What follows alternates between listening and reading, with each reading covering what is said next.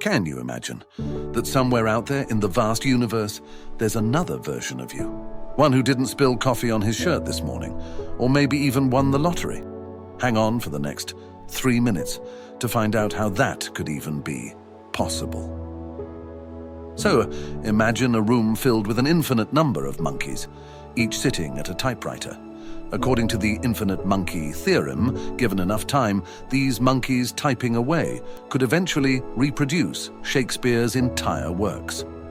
Yes, there's an actually scientific article that actually wonders about monkeys, a typewriter and the exact copies of books. This article was written by Émile Borel back in 1913, but we can find this concept being used over history from Aristotle to Cicero, or even Pascal.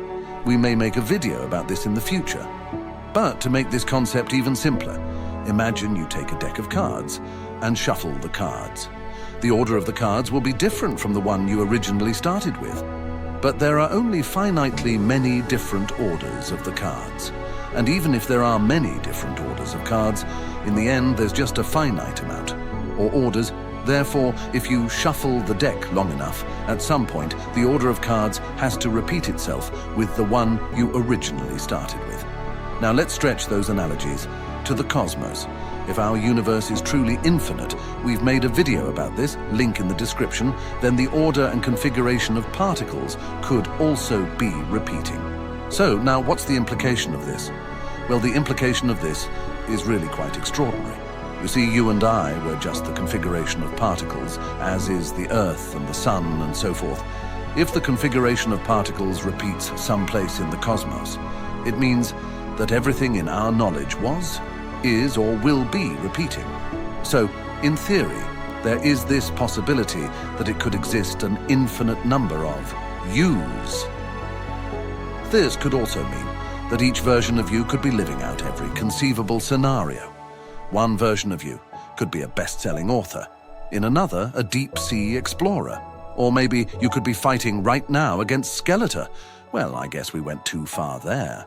Or were we?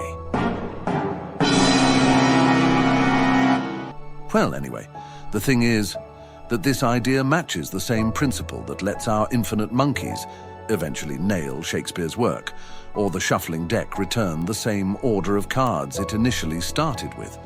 It's all about the infinite iterations providing endless possibilities. Given enough time, anything that can happen will probably happen. If you're intrigued by the infinite yous and the possibility of an infinite universe and want to learn more about it, there's this video you can watch, or you may also like this other video. Thanks for watching.